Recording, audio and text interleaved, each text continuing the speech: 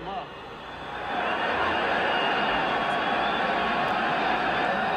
Elam is going to try this, and it will be a 60, let's call it 63-yard attempt. Spotted at the Bronco 47-yard line. Sam's a little hot. Elam's kick. Oh, the line drive. It's got enough distance.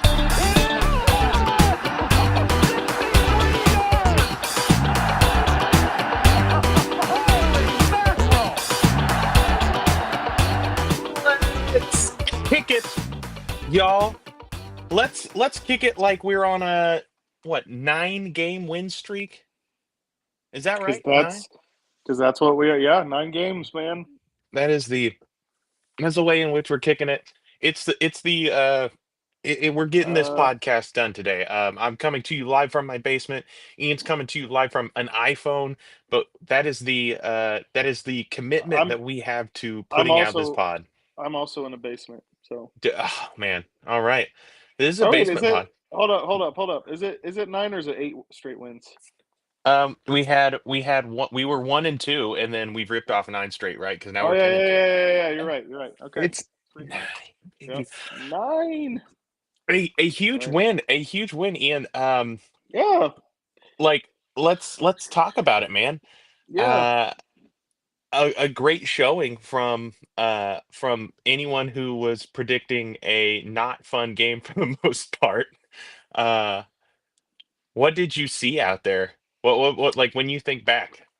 Yeah. Well, I was pleased with our. Okay, let's just get the obvious out of the way. Bobby Wagner, Bo Nix throws a meatball sub straight to him in the year of our Lord 2025. That's terrible. Okay. Let's get that out of the way. Bo, I thought, had a really good game. I think our offense had a strong game. The passing game, our running game is, we've talked about it. Sans J.K. Dobbins is going to have a little bit of a time getting going. Well, hopefully they can. But I was pleased to put up 27. So I didn't realize this when we talked about it in our last episode. I talked about how like the Washington defense is horrible. What I didn't realize is as of a few weeks ago, Dan Quinn had taken defensive play calling responsibilities from Joe Witt, the defensive coordinator. In the last few weeks, they have kind of tightened up accordingly. Obviously, Dan Quinn has a good defensive mind. So that makes it feel better knowing that our offense was able to move the ball pretty well throughout the game. Obviously, a rougher game for our defense. I think we just probably didn't give Marcus Mariota enough credit, to be honest. And I also think that the Commanders came in with a great offensive game plan. They said, we are going to do our best to mitigate their greatest strength in their pass rush by getting the ball out very quickly. And I do think we kind of underestimated Mariota at this point in his career as a runner. Made some really good plays with his legs. But overall, man, look, another close win. A win's a win. Never mind Washington's record. I think they're probably a little bit better than their record. They've dealt with a lot of injury this year. This one just felt good to me. Maybe it was the nature of the dramatic ending of batting down the 2-point conversion and all that. But yeah, a win's a win, and I'm enjoying this one. So, and I mean, a win on the road, those are always, anytime you get a win on the road, regardless of circumstance, that's good. And I like what Sean Payton said. I think it was in his post-game presser. He said, we didn't survive. We didn't escape. Like we won the game. And I like that mentality. So I was pleased, Rhett. What are your thoughts? Yeah, I mean, I think overall, it felt really bad at the time. I think that a lot had to do with I had work in the morning, and that game ended at 12:30. Going to Eastern overtime time. was just awful. Going to overtime was really rough. I know that some people call out on Twitter, East Coast dads are mad, and I'm not a dad, but I consider myself a part of the East Coast dad parliament. It is rough out here when we go to overtime. Overall, though, the offense feels like Sean Payton is getting more and more and more into form. The run game wasn't there. We need to see more from the running game as we move forward. Um, but I could be wrong, but one of the things I've just noticed is it feels like this offense, things are either so far in the mud or it's just a hot knife through butter, kind of drive to drive. Whenever this offense is cooking, the offense is just cooking. It really is. It feels Yep. very easy. It feels very point and click whenever they are on, and that points to Yep. me to it's it's whenever Sean gets he catches the wave, right? He gets a sense for what the defense is doing. He gets a sense for who's hot, who's not, and when it clicks, Yep. it's really beautiful. Um, I cannot stress how okay I am with walking away from a win against a team that last year made a deep playoff run. This has been a year from hell for the Commanders. They've had, like you said, they've had a lot of injuries. Their second year quarterback that they have a lot of faith in as the franchise QB, he has been out. Yep. They've had some second year lumps from him as well, They from were Jaden Daniels. they were a game away from the Super Bowl last year. It's just a Yeah. lot of things haven't bounced their way this year. And that's the thing. The NFL, the margins are razor thin, and so Yep. especially an East Coast game, we got lucky with the late kickoff.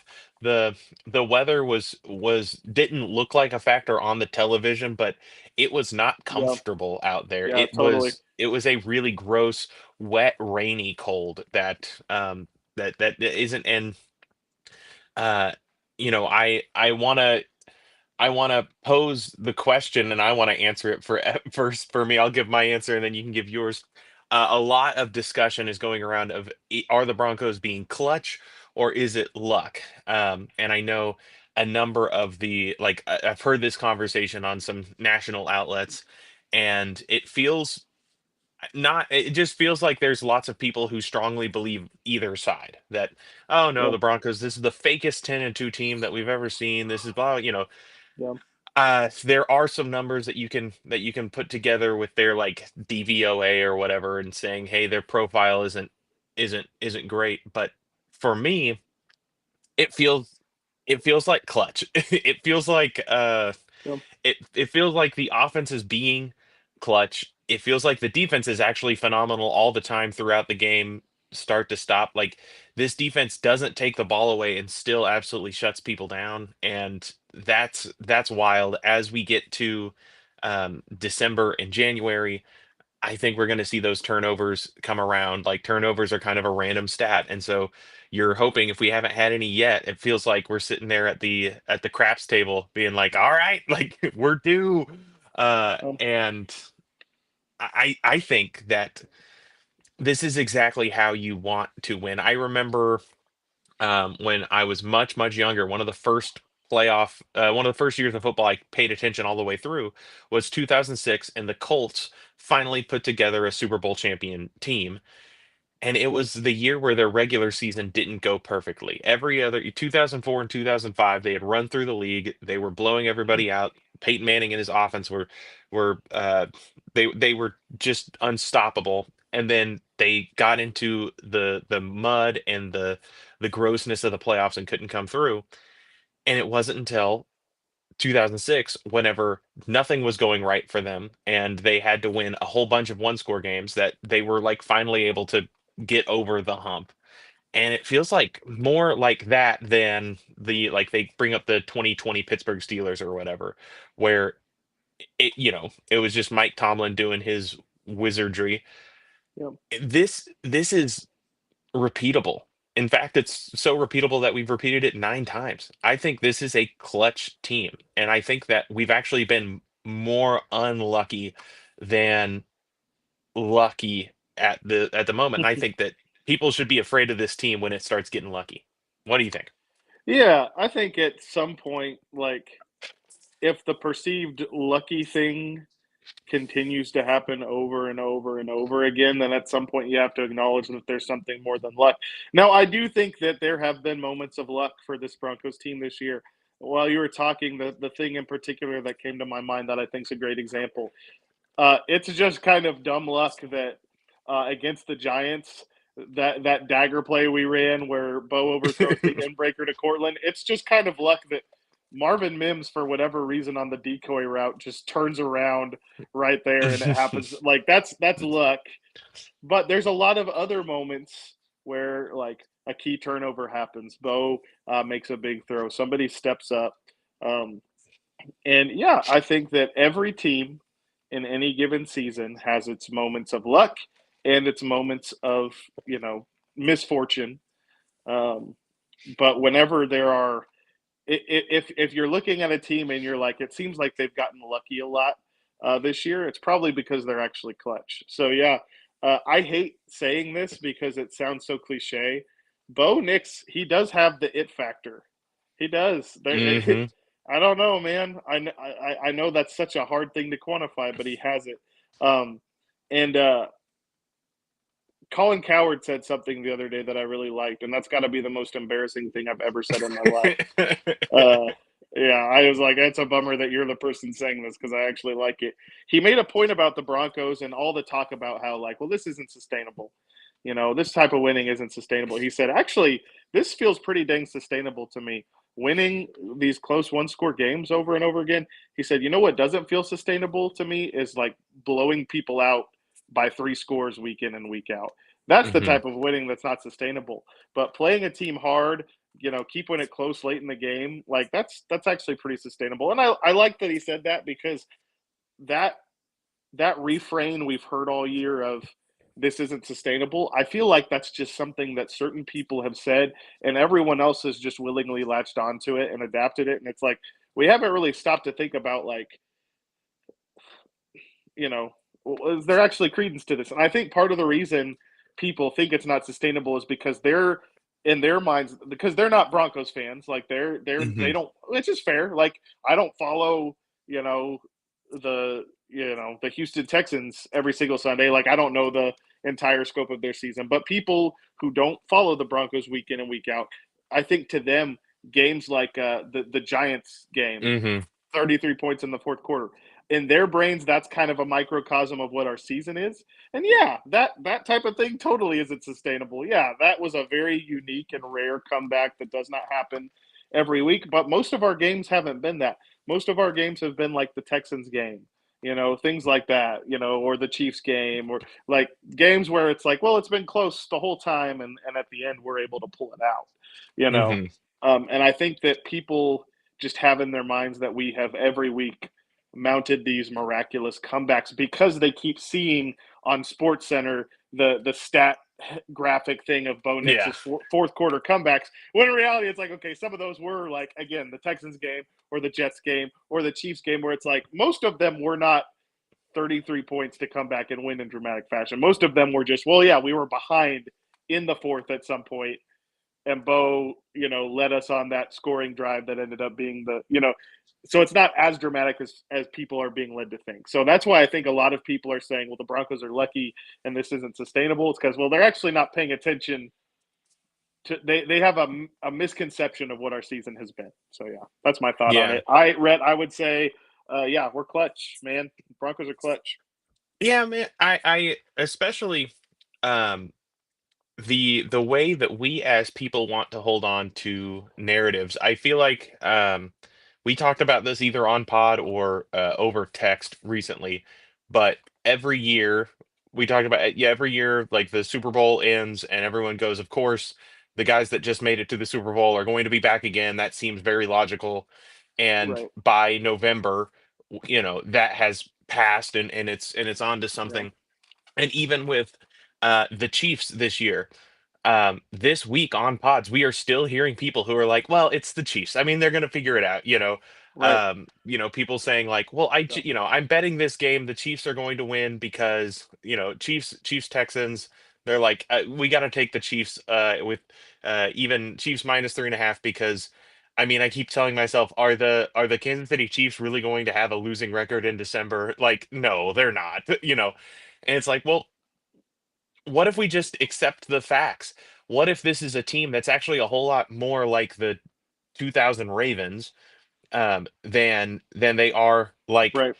the other great Broncos teams that we've seen in the past. Yeah. Or you look at this winning streak and they assume that it's the Tim Tebow year, and the Tebow year was a lot of voodoo magic, like Yeah. was some just wild stuff. Was Marion Barber running out of bounds for no reason? Still one of the craziest moments of that year.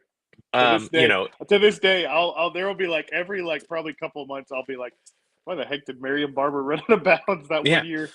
Like, it was yeah, down in Miami, getting a yeah, touchdown and then an onside kick and then another touchdown and a 2-point conversion to win a game. yeah, Like that kind of stuff. Every comeback we've had has been, it's felt a lot more like a judo match or something, where like we've controlled the game on the ground, or like in an MMA yep, fight, like we've yep, we've been controlling the game. We haven't been getting the haymakers in, we haven't had our shots in, but like yep, by the end we wear the team down, we get them down. It's not yeah, the Giants game notwithstanding, yeah. none of this has felt otherworldly or miraculous. Even the Philly comeback, it was like we finally just were clicking and like, got It out was of our own way. yeah, it was unusual, but it wasn't like mythical like the Giants one was. Like that was Hmm. just like, wow, what an impressive comeback. That doesn't happen very often. But it wasn't Yeah. like mind shatteringly, unrealistic. So So yeah, we are a clutch team, and until proven otherwise, that's what I'm going to believe. And we find ourselves again down the stretch in a good position. We hold we hold our own destiny for the number one seed. No other team in the NFL does. Even though right now it's showing that New England is the number one seed, Denver is the number two seed. They're going into their bye week. If we win tomorrow, we will be the number one seed and we will have control of that seeding until the end of the season. Um, it is it is so important that this does not become a trap game. And uh I wonder, uh I had a slide for it, but I don't have it right now.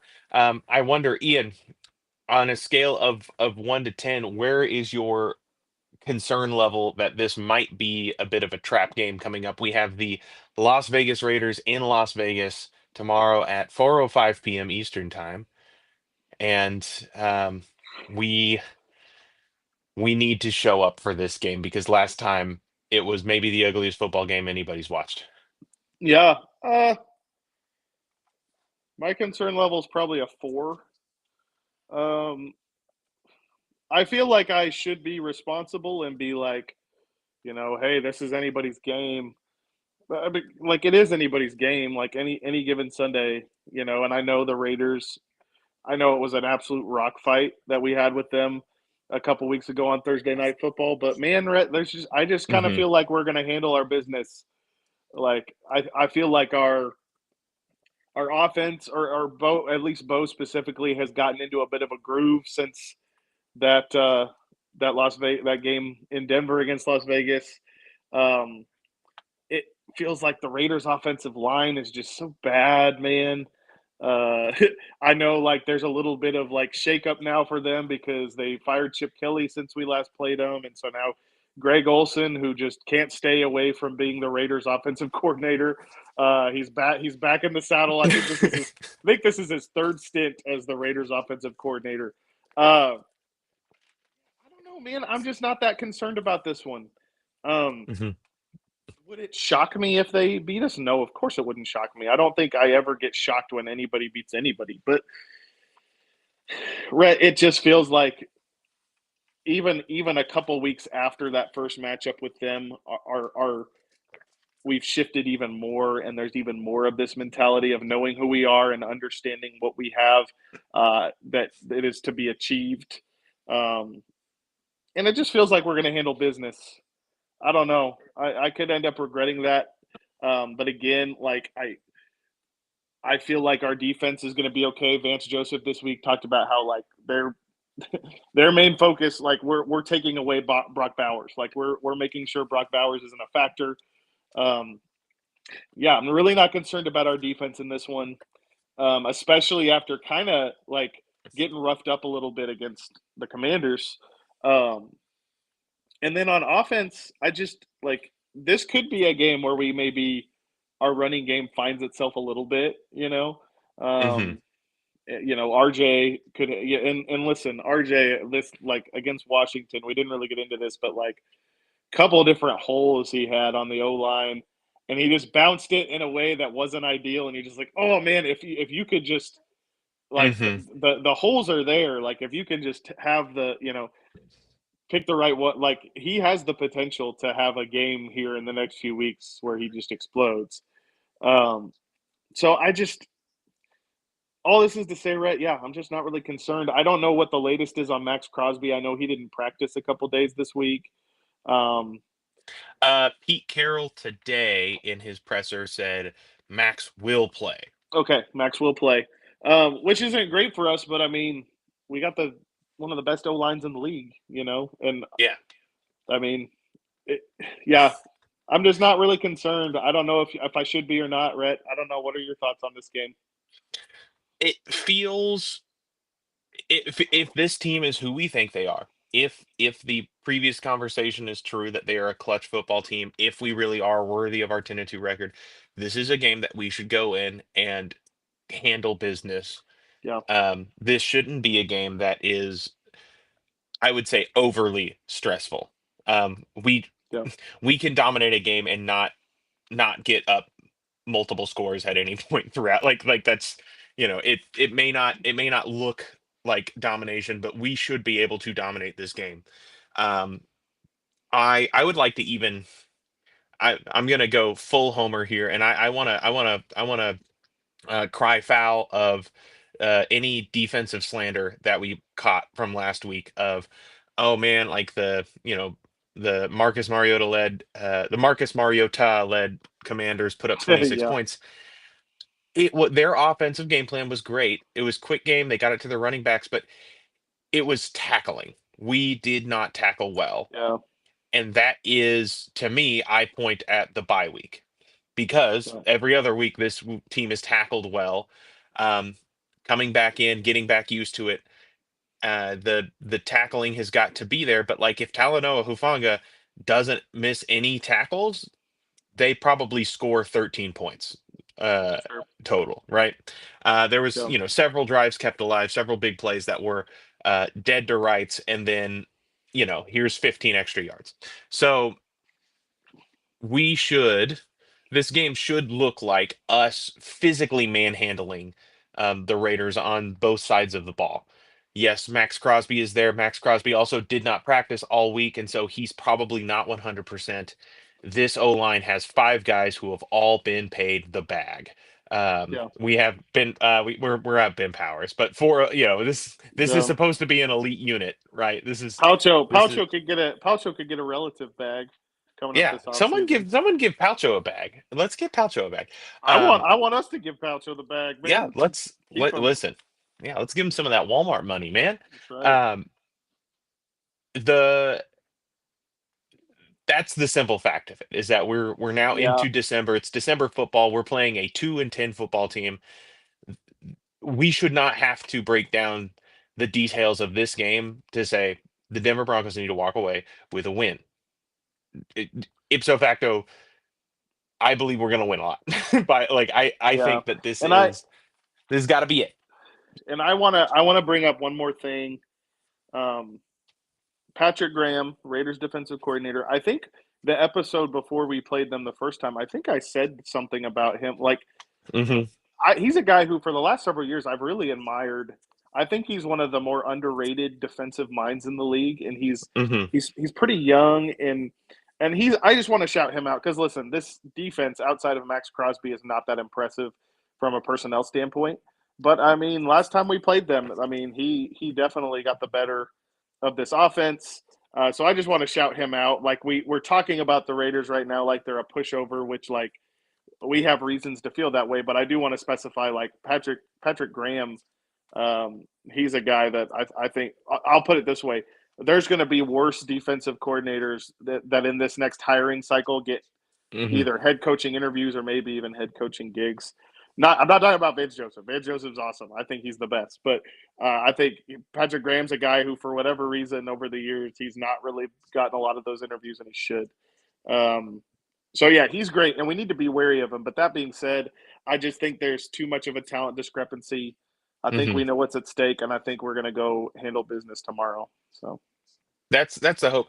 This is the last time that we are going to be playing a football team that I would consider bad for the rest of the season. yep, yep, We've got the Raiders this week, and it is December, and we get to go to Las Vegas, so we get a nice little trip yeah, into some good weather. Then we play the Packers, that'll be the huge. Jaguars, and the Chiefs. Packers game is Um, going to be huge, man. if we can go into our last four games of the season with 11 wins already banked, that's huge for us. The Packers Yep. game is going to be crazy. The Jaguars game is going to be a really interesting measuring stick game again. What, who is the real fraud team? That'll be kind of the narrative. Yeah.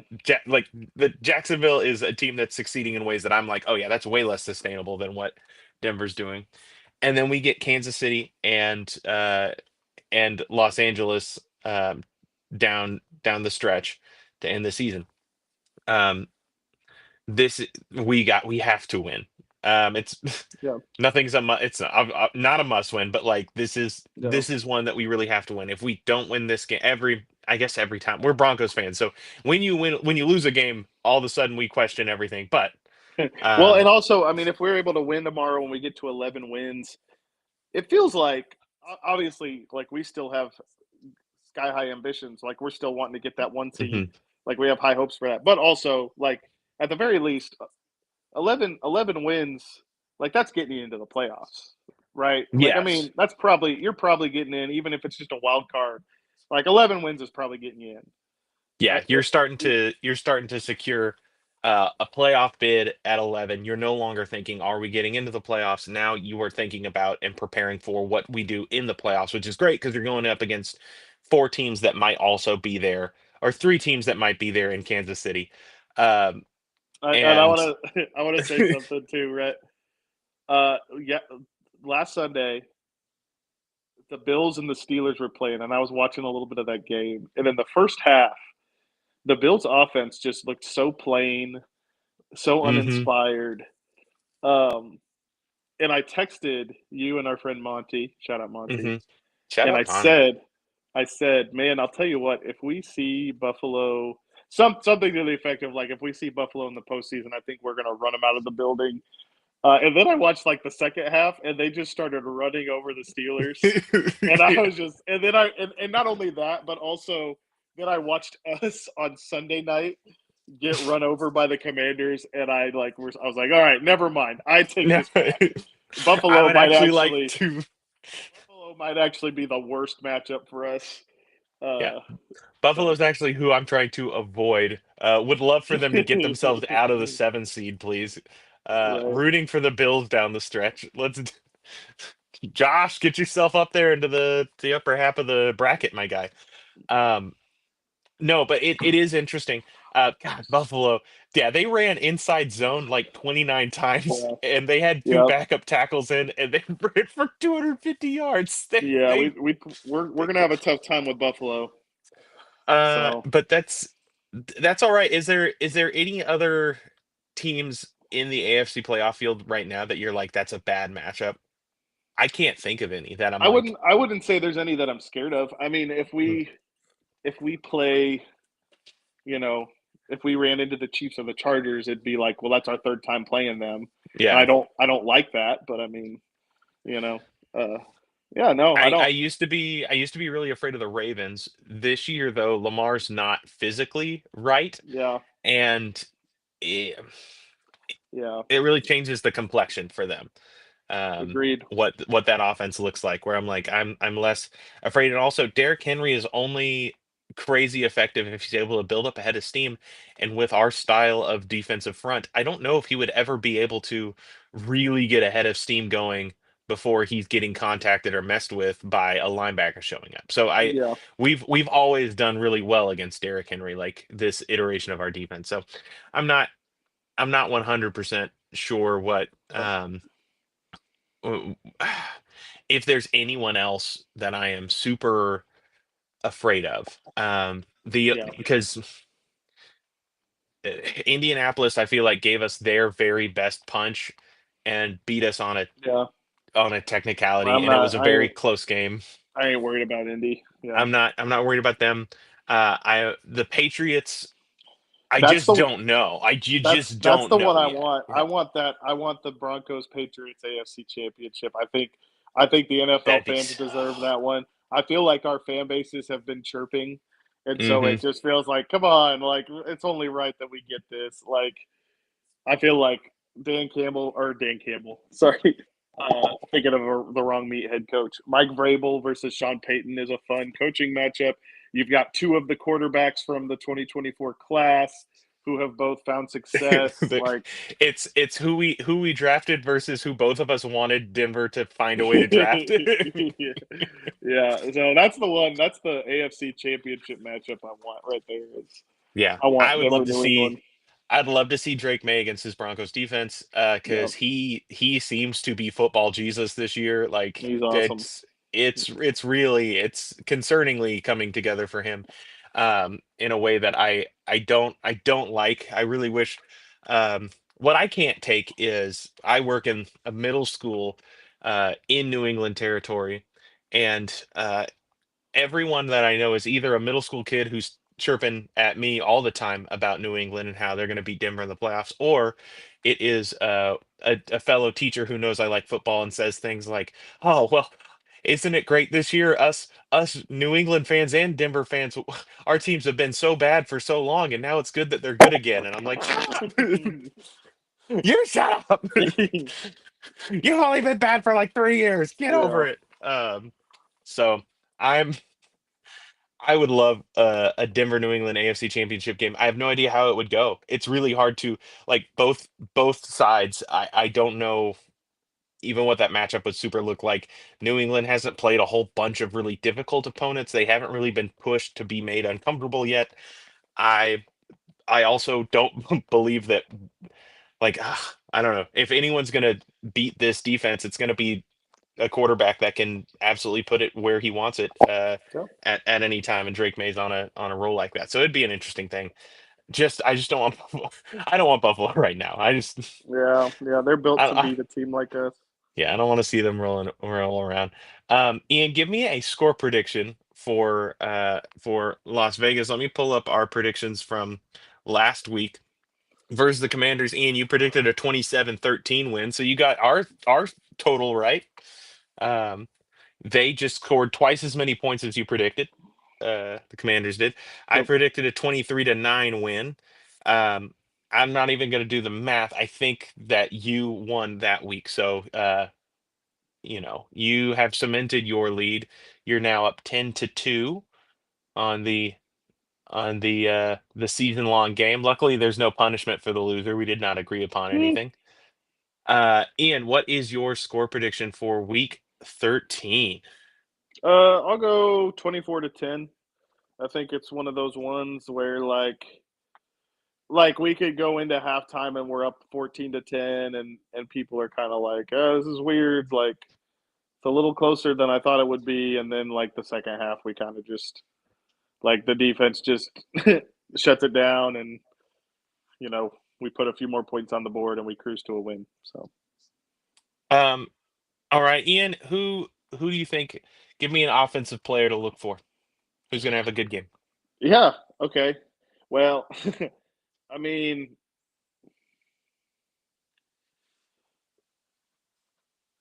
I I'm gonna go. This feels kind of hipster to say, like, because I want it to be RJ Harvey. Let's go Jaleel McLaughlin here. Let's say, like, I don't know, like, I could just see him. I think there's gonna be a few more holes than there were against the Commanders, and I think that Jaleel is probably more apt to hit those, and so I could see him having like a nice game. So let's go Jaleel McLaughlin. Yeah, All right, and then a defensive player to look yeah, out for. Who's going to yeah, be have a big game? yeah.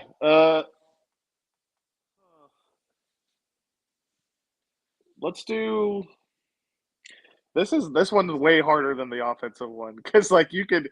I don't feel like you can pick any of these guys and feel dumb for picking them. Hmm. Let's do Sternad. I don't know. I'm just feeling a little hipstery today. Oh, I feel like Sternad, like he'll come out and he'll like I know we've got Singleton back and I know we've got Drake Greenlaw, but I feel like Sternad's just for some reason I got a vibe that he's going to get out there and he's going to make some big play. So all right. I'm gonna give us. I mean, dude, Stern not having a great game would be big. Um, I'm gonna give us a 21-17 win. okay, Um, w- I think I really want it to be like their last touchdown is unimpressive and at the end, but yeah, who knows? It's gonna be close. That's how we do it. I'm gonna hope that my Mr. December candidate from last week, Evan Ingram, continues his. I hate that the that, game he had was actually not all that big of a game, but it felt like whoa, breakout performance from Evan it's Ingram. He they had were they less than were 100 yards and not a touchdown, they were getting but him a lot of targets though, man, and it feels more. They finally got him like isolated on Bobby Wagner. You know, Hey, that's if that's all we it like takes. that one. We like That's that all one. it takes. That's all it takes. So I think I feel like we're figuring Evan Ingram out. I'd like to see that. And then let's talk about a John Franklin Myers strip sack. Let's say Okay, that. okay, John Franklin Myers. He's I'm hopefully all he's going to for it. take out he's frustrated that everybody else got paid and he hasn't gotten paid and he's going to show management what they're missing out and I hope he does. I hope he does. I wish him well. I love it. Um Ian, any parting thoughts? Um, only this. Like, if there's any Broncos fan who might listen to this, like, you're gonna continue to hear so much. Oops, sorry. You're gonna continue to hear so much about like from the media, the Broncos are frauds. We're the most fraudulent 10-2 team, 11-2 team, whatever. You don't have to care that the people on ESPN are saying that or the people in the Mm, ringer or whatever. Like you can just enjoy this awesome season that we're having. Um, and I personally like it. I think it's funnier each week that we continue to win. That they're like we're the most blank, you know, the most fraudulent blank team of all time, and the number keeps changing because we keep winning. And I just read more than anything. I want us, obviously, of course, I want us to win the Super Bowl because that's like the best thing ever. But also, can you imagine how hilarious it's going to be when it's like the most fraudulent Super Bowl champion? Like, I would buy that T-shirt, man. I would love oh, that. I'd love to be the most fraudulent Super Bowl champion of all time. So yeah, that's my only parting thought is like, hey, let's all enjoy the ride. It's been a fun season. I have had so much fun with it. As frustrating as it has been in moments, we are 10-2. It's hard to be 10-2. So let's just enjoy mhm. it. And you don't have to listen to people who call your team fraudulent. So I like it. This week, let's commit to being better fans. Let's mm, just believe that we are the good team that we say we are. So when things are going bad, let's not tweet about if it's Bo Nix's fault or Sean Payton's fault. Let's trust. Let's take a breath. Let's have a moment of quiet. Let's remember that our defense is really great, even when twice a sorry. game they give up a drive. That's okay. Look, a dog on the screen. Hey, Yeah. hey. I never remember your dog's name. Dakota. Dakota. That's a terrible thing from me. Like that's my brother's dog you've had for That's years. okay. Dakota. Have you been around my Dakota, dog I've been around your dog once. last Christmas or something? Yes, Well, met yeah, Dakota yeah, last Christmas. yeah. This is the thing about long distance kicks is people are saying that it's fake that we just do this pod from separate rooms in the same house. People are saying on the internet that we live that we actually have a pair of bunk beds that we sleep in, and Nope, it's it's really not true. this is legitimate long distance. This is Yep. some crazy stuff. It's going to continue to be crazy because this is a special season that the Denver Broncos are having. I hope that it's a special season that you at home are having. It's a special season that I'm having. It's a special season that Ian's having. I'm not even going to let him say so or not. I've declared it special, and I hope that you remember, regardless. Uh, there is nothing like a clean pod outro as I Mm. send you off into hopefully an 11th Denver Broncos win. Good night, Ian. Good night, Dakota. Good night, Good everybody. night, those fans at home. We love you. Bye bye.